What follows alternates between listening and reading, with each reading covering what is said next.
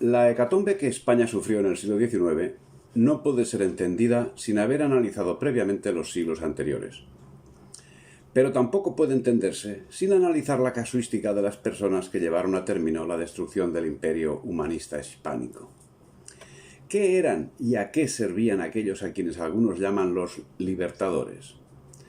Desde la distancia de 2 siglos, desde un mundo que en poco se parece a aquel, desde la estricta individualidad del interesado por conocer, con el dolor, eso sí, de no hacerlo desde una patria unida y universal, vamos a intentar desentrañar qué motivaciones y ayudas tuvieron para conseguir la atomización de la patria común.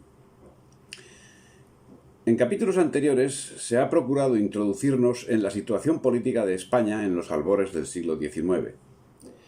Hemos tratado también la cuestión económica, la influencia de la invasión francesa de la península, los conflictos sociales indigenistas y de los comuneros, y la influencia de la masonería. Todo ello, sin duda, influyó en el rompimiento de la patria. Pero hubo otros condicionantes, si cabe más importantes, a cuyo servicio laboraron algunos de los aspectos señalados. No vamos a adelantar cuáles fueron, irán surgiendo a lo largo de la exposición. En esos momentos, la Revolución Francesa y la Ilustración ocupaban lugar preeminente en cualquier charla, conversación o discusión. Y los llamados próceres eran, sin lugar a dudas, gentes con ideas revolucionarias emanadas de aquellas, y gentes que se estaban organizando al amparo de la Revolución Francesa y de Inglaterra. Así, en esos momentos ya se estaban gestando las acciones que se pondrían en marcha a comienzos del nuevo siglo. A finales del siglo XVIII, el venezolano Francisco de Miranda había fundado en Londres una logia masónica llamada la Gran Reunión Americana, cuyo objetivo era conspirar contra España bajo los auspicios de la corona británica, al objeto de crear el caldo de cultivo necesario que facilitase el rompimiento de España. Esta logia, que, dada la estructura de la organización, obedecía a la Gran Logia de Londres, se expandió en España con el nombre de Sociedad de los Caballeros Racionales. Todos los próceres separatistas acabarían perteneciendo a esta o a otras logias masónicas. Según señala Antonio Moreno, Francisco de Miranda, que había servido en el ejército español, en concreto en Melilla, combatió en Valmy como mariscal de campo al servicio de la Revolución Francesa bajo las órdenes de Dumouriez y permaneció años en Inglaterra prestando sus servicios como peón de la política británica en América, a la que exportaría el concepto de parlamentarismo, amén de conceder a Inglaterra el estatus de nación favorecida en cuanto a lo comercial una vez que se lograra la separación de España.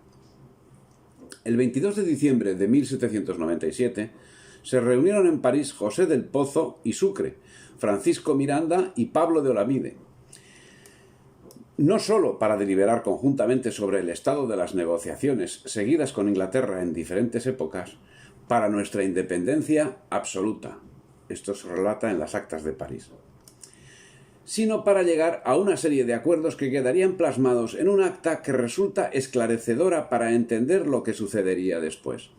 Se detecta en el acta la existencia de acuerdos previos con el Reino de la Gran Bretaña, a la que se le abren las puertas sin cortapisas de ningún tipo en lo que se puede entender como pacto para la dominación colonial británica. El artículo primero del acta en cuestión señala: habiendo resuelto por unanimidad las colonias hispanoamericanas proclamar su independencia y asentar su libertad sobre bases inquebrantables, se dirigen ahora, aunque privadamente, a la Gran Bretaña, instándole para que las apoye en empresa tan justa como honrosa, pues si en estado de paz y sin provocación anterior, Francia y España favorecieron y reconocieron la independencia de los angloamericanos, cuya opresión seguramente no era comparable a la de los hispanoamericanos, Inglaterra no vacilará en ayudar la independencia de las colonias de la América Meridional. En su artículo segundo, es de destacar que reclaman a favor de Inglaterra condiciones de dominio en los territorios liberados, algo que jamás ofrecieron los independentistas norteamericanos como contrapartida hacia España por su apoyo a la independencia de las 13 colonias. El texto dice así: se estipularán en favor de Inglaterra condiciones más ventajosas, más justas y más honrosas. Por una parte, la Gran Bretaña debe comprometerse a suministrar a la América Meridional fuerzas marítimas y terrestres con el objeto de establecer la independencia de ella y ponerla al abrigo de fuertes convulsiones políticas. Por la otra parte, la América se compromete a pagar a su aliada una suma de consideración en metálico, no solo para indemnizarla de los gastos que haga por los auxilios prestados hasta la terminación de la guerra, sino para que liquide también una buena parte de su deuda nacional. Y para recompensar hasta cierto punto el beneficio recibido, la América Meridional pagará a Inglaterra inmediatamente después de establecida la independencia la suma de X millones de libras. Se comprometían así a una hipoteca que sigue vigente 200 años después de haber sido rota la unidad nacional española. Y los términos de la mentada hipoteca comienzan a señalarse en su artículo 5, donde se indica: se hará con Inglaterra un tratado de comercio concebido en los términos más ventajosos a la nación británica. Y aun cuando debe descartarse toda idea de monopolio, el tratado le asegurará naturalmente y en términos ciertos el consumo de la mayor parte de sus manufacturas. Y en su artículo 6 se les regala Panamá. El paso o navegación por el istmo de Panamá, que de un momento a otro debe ser abierto, lo mismo que la navegación del lago de Nicaragua, que será igualmente abierto para facilitar la comunicación del Mar del Sur con el Océano Atlántico, todo lo cual interesa altamente a Inglaterra, le será garantizado por la América Meridional durante cierto número de años en condiciones que no por ser favorables lleguen a ser exclusivas. De todos es conocido que finalmente el canal sería abierto por Estados Unidos, pero eso no dependió de la inexistente independencia hispanoamericana, sino de un pacto entre iguales, el Tratado Clayton-Bowler entre Estados Unidos de América e Inglaterra, firmado en 1850, en donde se le concede a la primera el derecho de hacer un canal. Volviendo al Acta de París, en el capítulo 8 se abren las puertas al Banco de Inglaterra. Las relaciones íntimas de asociación que el Banco de Londres pueda trabar enseguida con los de Lima y de México para sostenerse mutuamente no será una de las menores ventajas que procure a Inglaterra la independencia de la América Meridional y su alianza con ella. Por este medio, el crédito monetario de Inglaterra quedará sentado sobre sólidas bases. Y el 9 apunta a una nueva hipoteca con los Estados Unidos. Puede invitarse a los Estados Unidos de América a formar un tratado de amistad y alianza. Se le garantizará en este caso la posesión de las dos Floridas y aún la de la Luisiana para que el Mississippi sea la mejor frontera que pueda establecerse entre las dos grandes naciones que ocupan el continente americano. En cambio, los Estados Unidos suministrarán a su costa a la América Meridional un cuerpo auxiliar de 5.000 hombres de infantería y 2.000 de caballería mientras dure la guerra que es necesaria para obtener su independencia. Y en el artículo 11 hay otra cesión territorial directa. Respecto de las islas que poseen los hispanoamericanos en el archipiélago americano, la América Meridional solo conservará la de Cuba, por el puerto de La Habana, cuya posesión, como la llave del Golfo de México, le es indispensable para su seguridad. Las otras islas de Puerto Rico, Trinidad y Margarita, por las cuales la América Meridional no tiene interés directo, podrán ser ocupadas por sus aliados, la Inglaterra y los Estados Unidos, que sacarán de ellas provechos considerables. Destaquemos principalmente estos aspectos. Los hechos posteriores, los tratados comerciales, el expolio, no han sido excesos de británicos y norteamericanos. Todo estaba pactado por los libertadores, sus agentes. Pero este expolio no puede achacarse solo a los firmantes del Acta de París de 1797, puesto que la misma se llevó a efecto con la anuencia de las logias que laboraban por el rompimiento de España y que en esos momentos se encontraban diseminados por toda Europa. Entre ellos, no hay que olvidar a Juan Pablo Vizcardo y Guzmán, a Manuel de Solar, a Antonio José Francisco de Sucre y Alcalá, a Pedro José Caro, a Pablo de Olavide, a Antonio Nariño. Pero, ¿quién era Francisco de Miranda? Francisco de Miranda luchó en el norte de África a la orden del ejército español, hasta obtener el grado de capitán, siendo ascendido a teniente coronel en la batalla de Pensacola. Combatió en Pensacola en apoyo de la causa norteamericana.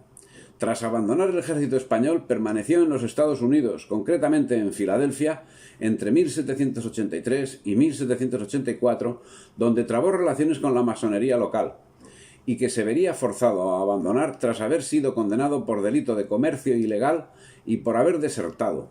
Curiosamente, esta amistad por lo ajeno es común a varios próceres. José Stevenson Collante, grado 33 de la masonería, dice sobre Miranda, insinuando que la traición era una invención de sus acusadores. Por razones religiosas como anticristiano y por la manifiesta antipatía de los militares españoles, el general de Miranda es acusado de simpatizar en 1782 con los ingleses, lo que le ocasiona ser tomado prisionero y encarcelado en el castillo del Príncipe de La Habana, de donde logró huir a Carolina del Sur en 1783 y conoce a George Washington, victorioso de la Revolución Norteamericana. Lograda su independencia, con deseo de libertad, realiza un viaje de observación por varios países de Europa, donde tuvo la oportunidad de conocer y tratar con varios personajes importantes del mundo europeo, como Catalina II, zarina de Rusia, y Federico II de Prusia, quienes le prometieron ayuda para la puesta en marcha de sus aspiraciones libertarias de América Meridional. En relación a esta promesa, haremos caso a lo que nos indica el señor masón del grado 33, pero a lo que parece no fue más allá de la carta de crédito que le dio, a la que el mismo Miranda hace referencia en su carta de agradecimiento el 15 de agosto de 1787, que termina diciendo: «La letra de crédito que vuestra majestad ha tenido a bien agregar será utilizada juiciosamente en caso de necesidad y satisfecha por mi parte, teniendo el honor de considerarme con sincero agradecimiento y profundo respeto de vuestra majestad imperial el más humilde y muy obediente servidor». Residiría 3 años en Londres, de 1802 a 1805, donde regresaría en 1807 para marchar nuevamente en 1812. En Londres, conforme relata el mismo José Stevenson Collante, entraría en la órbita de la masonería, bajo cuyo auspicio fundaría la logia La Gran Reunión Americana.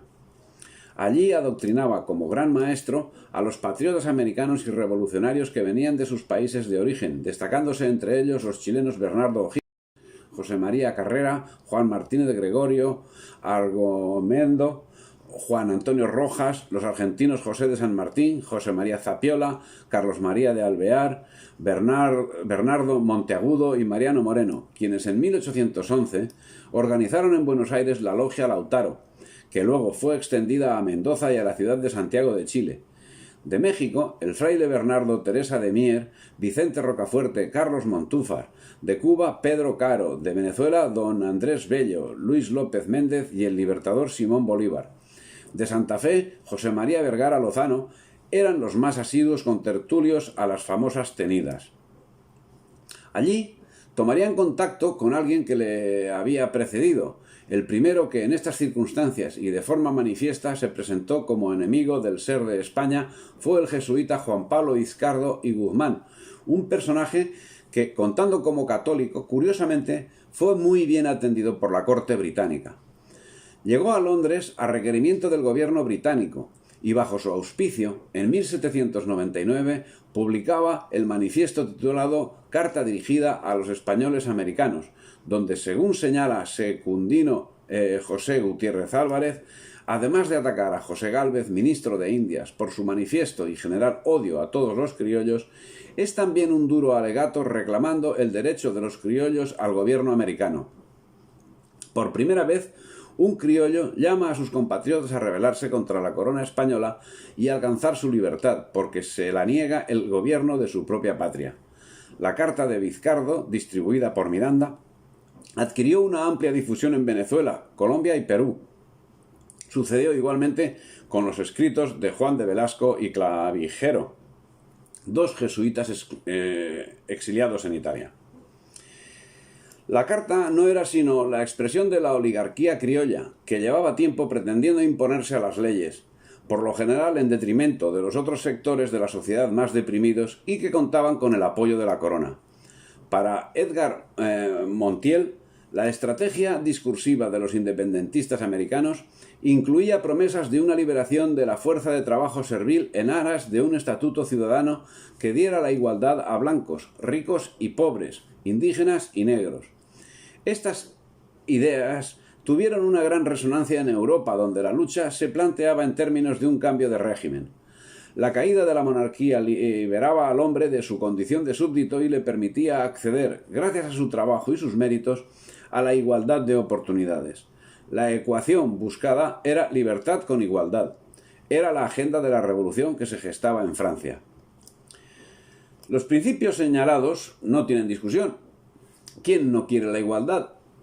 ¿Quién no desea la eliminación del trabajo servil? Pero esas eran cuestiones, la primera de difícil solución, a la que no se puede acceder sino mediante un trabajo continuado, y no ya durante años.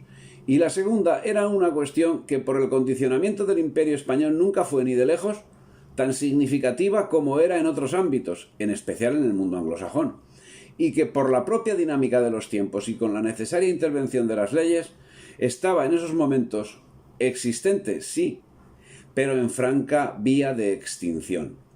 A pesar de la importancia que tiene el asunto por tratarse de personas, no era un asunto capital. Sí lo había sido en el mundo anglosajón, que ahora estaba muy interesado en acabar con unos métodos esclavistas en los que siempre fue pionero. Pero no porque la filosofía humanista imbuyese de golpe las formas que venían aplicando, sino porque la revolución industrial exigía nuevos métodos de esclavitud en los que esa palabra había dejado de tener relevancia. Las pruebas del aserto las puede encontrar cualquiera que se interese en el trato dado al asunto a lo largo y ancho del Imperio Británico. Pero la independencia para la oligarquía criolla sí era de especial importancia, porque con ella podrían acceder a aquellos capítulos que las leyes salvaguardaban como exclusivos para los más desfavorecidos, porque no debemos olvidar que los gestores de la gran asonada americana fueron, con escasas excepciones, terratenientes criollos cuya principal diferencia con los administradores era su lugar de nacimiento y su vínculo económico. Al ver que el poder de España era cada vez más frágil y decadente, y que sus enemigos tradicionales, Francia e Inglaterra, así como la desagradecida Estados Unidos, tenían un empuje que ahora era inexistente en España, comenzaron a rebelarse, animados con su apoyo económico y doctrinal que aspiraban se convirtiese también en apoyo militar. Y justamente esos precursores eran quienes menos respetaban la libertad humana de los desfavorecidos. ¿Dónde están los indígenas en Norteamérica o en Australia? En el mismo lugar que andando los años, bajo los dominios británico y norteamericano acabarían, por ejemplo, los Selkman. Pero la estrategia de la oligarquía obviaba las realidades. Lo que el jacobinismo les hacía defender era exclusivamente sus prerrogativas, sus ansias de ser cabeza de ratón. Así, obviando que algo de lo que decían era cierto y que no hay mayor mentira que una verdad a medias, años más tarde, el 6 de septiembre de 1815, y fiel a su dependencia, Bolívar, en su contestación de un americano meridional a un caballero de esta isla, que es como Bolívar tituló a la comentada Carta de Jamaica, repite las vaciedades que sobre la actuación de España en América propalaron los eternos enemigos de España cuando contra ésta no tenían más argumento que la imprenta. En ella se refiere a la brevísima de Fray Bartolomé de las Casas, la cual, curiosamente, le reportó ser declarado defensor universal del indio por Carlos I, y que dio lugar a un hecho de importancia jurídica internacional como es la controversia de Valladolid y la subsiguiente redacción del derecho internacional, mientras en Europa seguían con el derecho feudal. En cumplimiento de su labor, Miranda presentó en 1800 un memorando al gobierno británico que tenía en cuenta informaciones muy precisas sobre la geografía, clima, pasos estratégicos, idiosincrasia de los hispanoamericanos, etc. Datos que llegaron a su autor a través de los jesuitas expulsados del Imperio Español en 1767 por Carlos III. Consideraba asimismo la baja condición de la capacidad militar española y se planteaba un asalto en el Río de la Plata.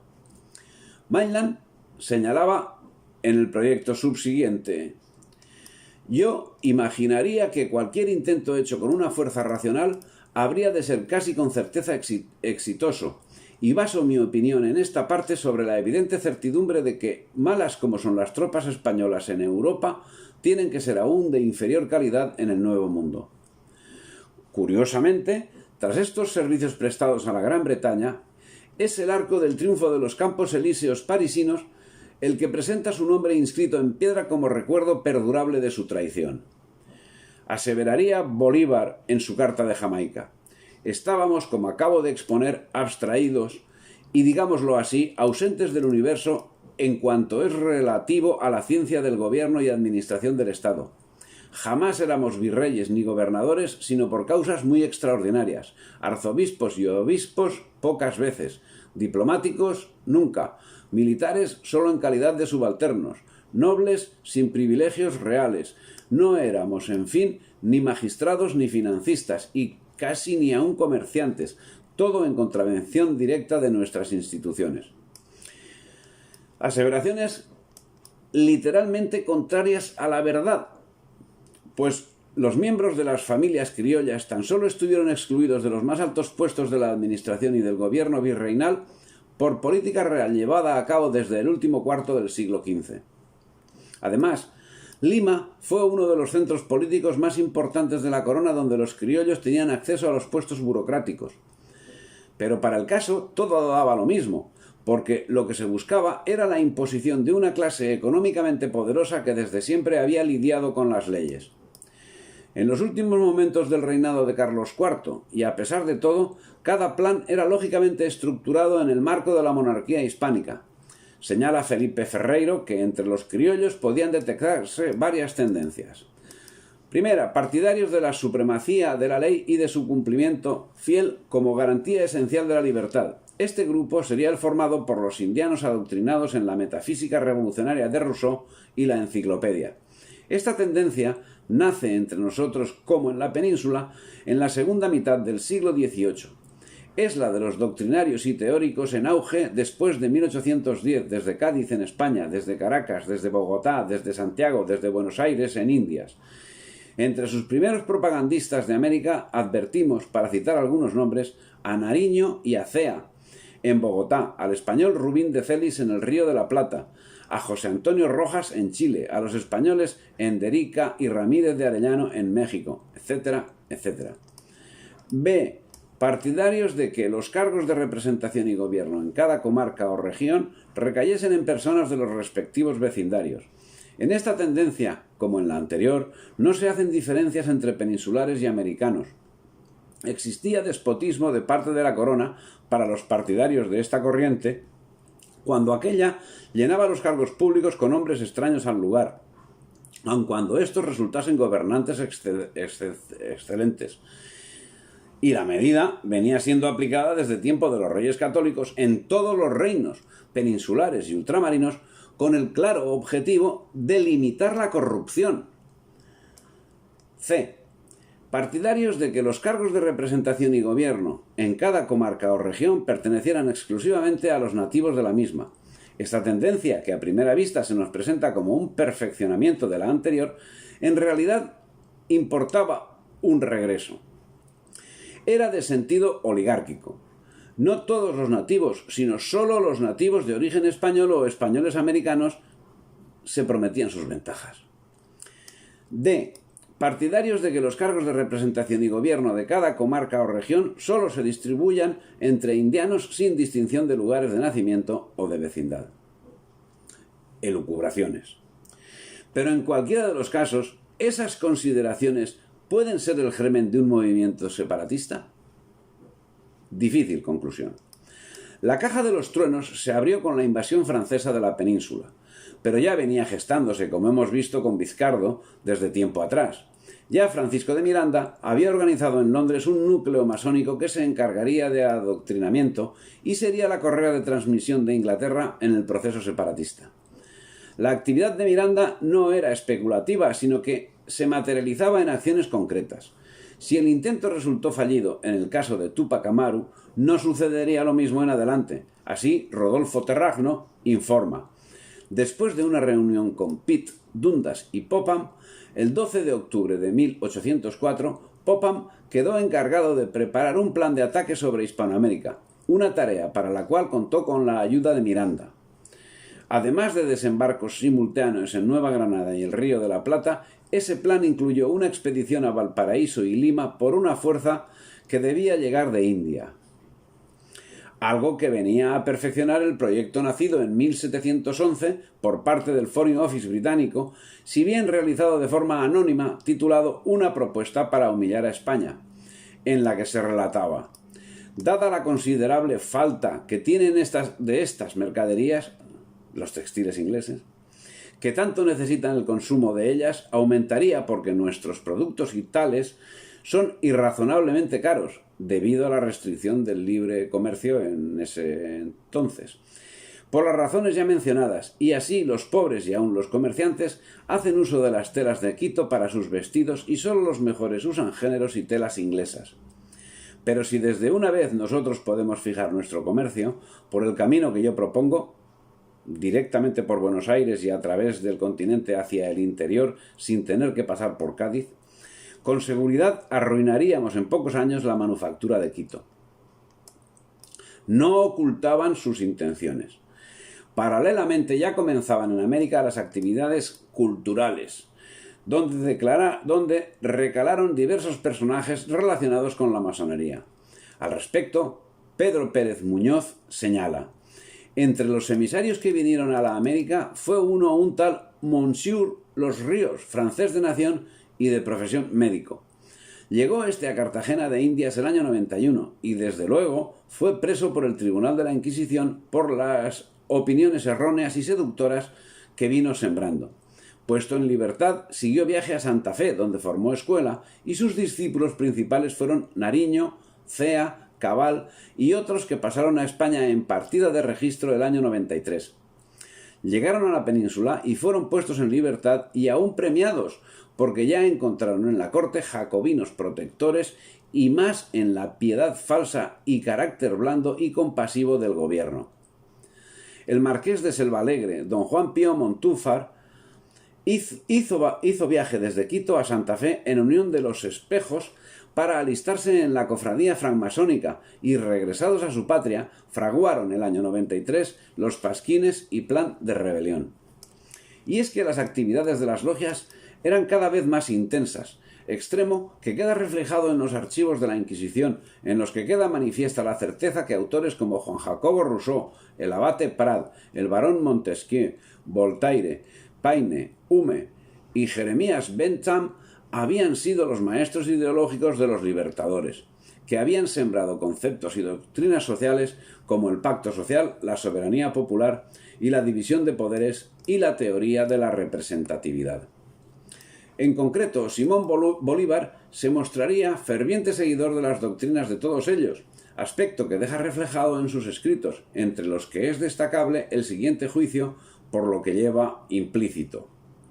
Vea usted lo que dice de Prat de la aristocracia en general, pues la británica está multiplicada por 1000, pues se halla compuesta de cuantos elementos dominan y rigen al mundo: valor, riqueza, ciencia y virtudes. Estas son las reinas del universo y a ellas debemos ligarnos o perecer. Eso lo dice en las obras completas, en la página 492.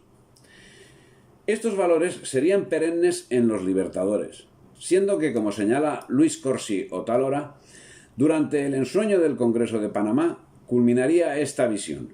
El carácter británico y sus costumbres las tomarían los americanos por objetos formales de su existencia futura.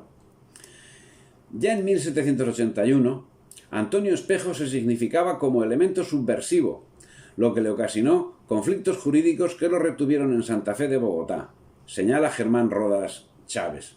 Llegó a Santa Fe de Bogotá en 1789. Permaneció en dicha ciudad hasta 1790. Durante ese tiempo desarrolló una fructífera relación con Antonio Nariño, quien le invitó a participar en las tertulias del núcleo denominado el Arcano Sublime de la Filantropía, a cuyo interior la aprehensión de las ideas de la Ilustración y la reflexión colectiva sobre tal marco ideológico favorecieron el compromiso de los dos patriotas con las causas de la independencia en sus países. Y en 1793, Antonio Nariño traducía los principios de la Revolución Francesa. Acusado de desfalco, realizado desde el puesto que ocupaba en la administración como tesorero de los diezmos, fue juzgado y Camilo Torres se negó a ser su defensor. Condenado a embargo y exilio, consiguió escabullirse con ayuda de los hermanos masones hasta llegar a Cádiz, desde donde partió a París y a Londres. En proceso paralelo fue también condenado Francisco Antonio Cea. Pero su ostracismo, el de Cea y el de Nariño, duraría poco gracias a la acción benéfica de los jacobinos, ya que fue liberado en 1798, permaneciendo en Francia hasta que en 1803 se estableció en Madrid sin muchas alaracas. Hasta que en 1808, con la invasión napoleónica, se manifestó ardiente partidario de José Bonaparte, durante cuyo reinado fue nombrado prefecto de Málaga, mientras Nariño logró escapar también por los mismos métodos y regresó a Colombia en 1797, desde donde colaboró con los británicos. Las acciones separatistas ya menudeaban en estos momentos. Algo tuvieron que ver los intentos británicos de invadir el Río de la Plata. El 14 de octubre de 1804 se reunía Miranda con Melville y Popham en Londres para tratar de la invasión que debía acometerse contra Hispanoamérica, quedando Miranda señalado como jefe de las fuerzas que debían invadir Venezuela, y con grado de general británico, siendo Popham el encargado de acometer Buenos Aires. El propio Miranda intentó la invasión de Venezuela en 1806 al frente de una fuerza armada que zarpó de Estados Unidos, y en la isla de Granada recibió el apoyo de Frederick Maitland, primo de Sir Thomas, y curiosamente gobernador de la isla. Posteriormente también recibió el apoyo del almirante Thomas Cochrane, el mismo que posteriormente sería responsable de la armada británica que condujo a San Martín en la toma de Perú. Y confirma Daniel O'Leary, el asesor personal británico de Bolívar.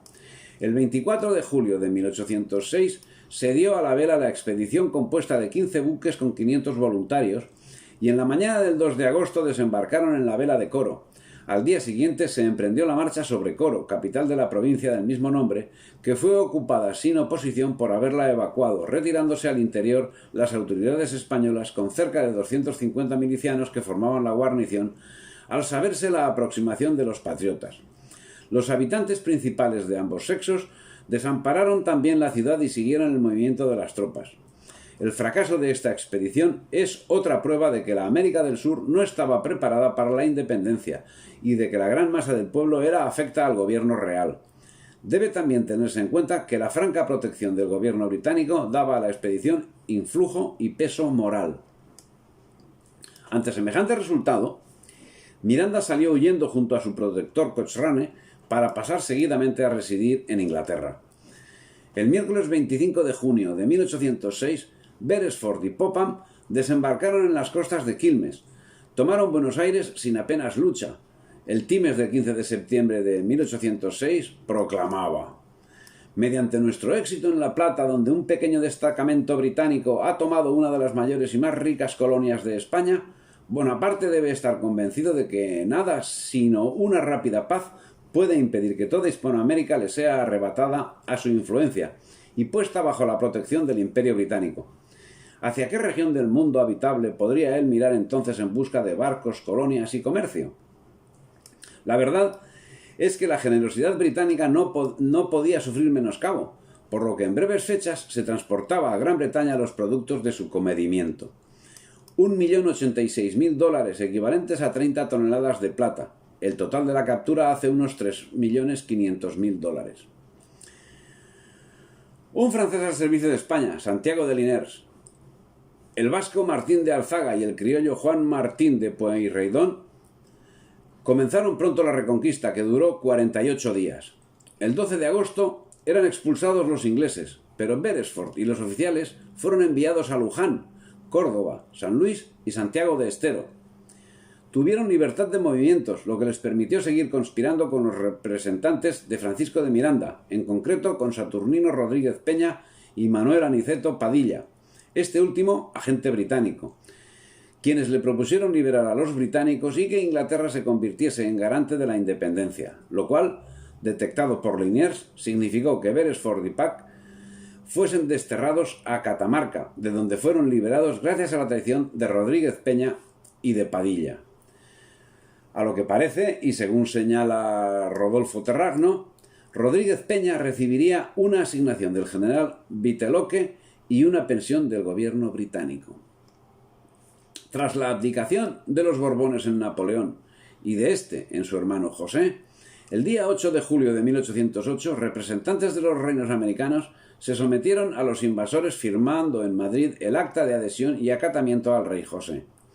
Encabezado a la representación, el conde de Casa Valencia y Francisco Antonio Cea fue el encargado de dirigir un discurso a José Bonaparte, en el que decía: «Los representantes de vuestros vastos dominios de América, no contentos con haber tributado a vuestra majestad en unión con la metrópoli el homenaje debido a su soberanía, se apresuran a ofrecerle el de su reconocimiento por el aprecio que vuestra majestad ha manifestado hacer de aquellos buenos vasallos en cuya suerte se interesa tan vivamente, de cuyas necesidades se ha informado y cuyas largas desgracias han conmovido su corazón paternal.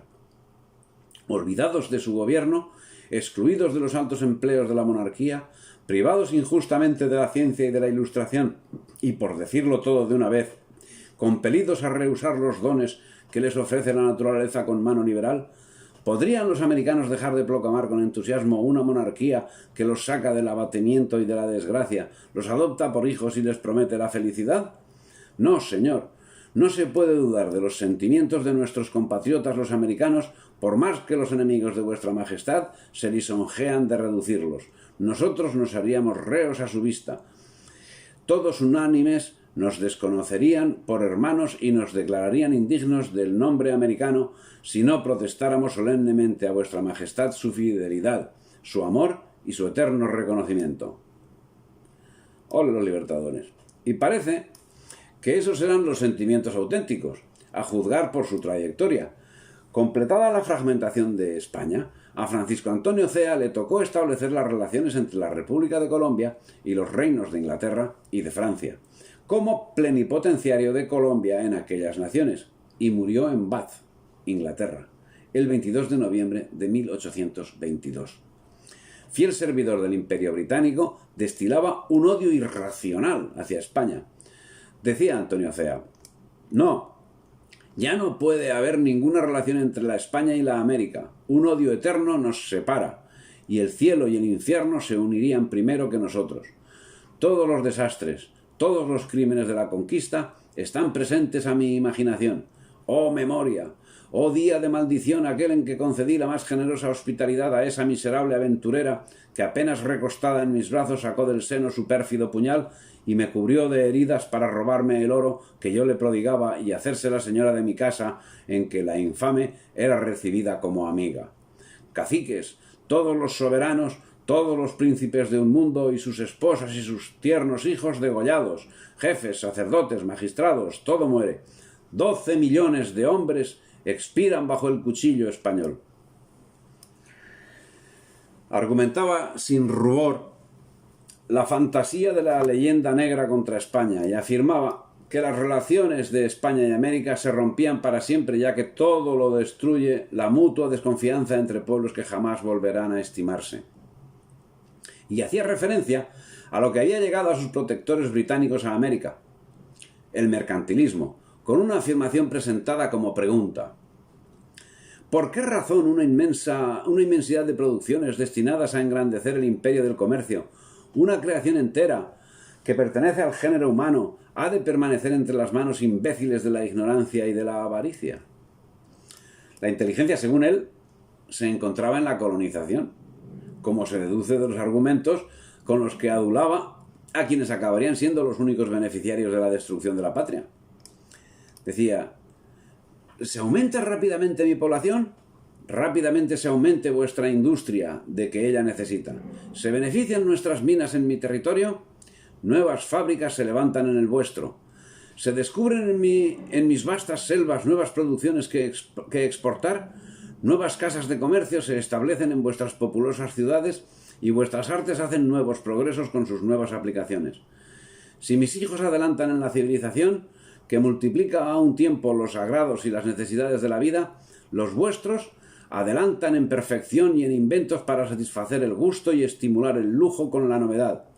¿Y qué será cuando una partícula del áurea celestial que rodea el Instituto de París, la Real Sociedad de Londres y otros altares del genio brille sobre los Andes y derrame en aquel hemisferio la beneficencia y la luz de las ciencias y de las bellas artes? No será ya solamente el mundo de Colón, será el mundo de Jussien, el mundo de Cuvier, el mundo de Raoult, el mundo de la Cepede. ¿Será la interpretación del odio la que excluya para siempre el comercio español de nuestro continente? Perezca el hombre del primer americano que no retrocediese de horror a la vista de vuestras telas espantosas y de vuestros vinos mezclados con la sangre misma de nuestros padres y de nuestros maestros. Que esta idea se grabe profundamente en nuestra imaginación, que se transmita a nuestra posteridad y haga eterna la aversión a cuanto siquiera tocare vuestras manos asesinas. El odio que Cea sentía hacia España solo podía proceder de la influencia británica. Si tantos horrores y maldades no pueden leerse sin indignación y sin un secreto deseo de ver exterminada una raza tan perjudicial al género humano, ¿qué efectos no habrán producido en los mismos pueblos oprimidos y pueblos extremadamente irritables, dotados de una imaginación ardiente y penetrados de la justicia y de la importancia de su causa? Es imposible formarse fuera de nuestro territorio una idea, no digo ya del odio, sino del furor y de la rabia que anima a los americanos contra los españoles. Esta animosidad domina todas las pasiones, subyuga todos los intereses, prevalece sobre el sentimiento mismo de la libertad y de la independencia. El Atlántico, que separa los dos mundos, no es tan extenso como el odio que separa a los dos pueblos. Si alguna duda cabe sobre la dependencia que Cea tenía de Inglaterra, esta sentencia que viene a continuación la borra. Decía Cea: que la España se persuada bien de esta verdad y pese las consecuencias de una aversión inmensa que se difunde a todo lo que lleva su nombre, a las producciones mismas de su industria y de su territorio. La opinión ha marcado entre nosotros con el sello de la infamia a todo lo que es español, como entre los mismos españoles a todo lo que es judío.